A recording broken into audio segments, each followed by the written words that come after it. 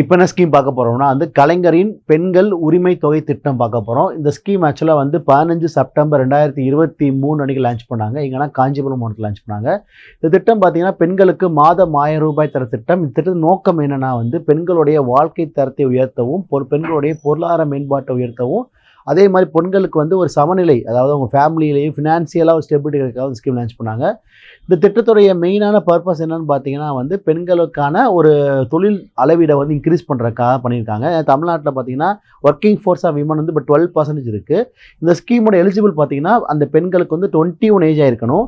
ரெண்டாவது ஒரு ஃபேமிலிக்கு ஒரு விமன் தருவாங்க, அதாவது ரேஷன் கார்டு வச்சவங்களுக்கு ஒரு பெண் கொடுப்பாங்க.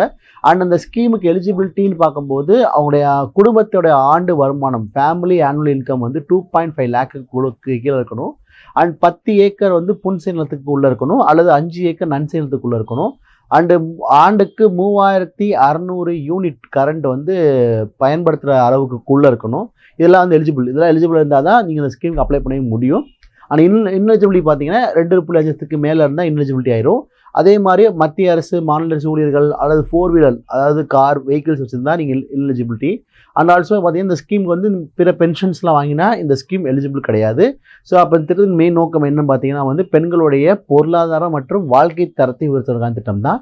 ஸோ நன்றி, ஆல் தி பெஸ்ட்.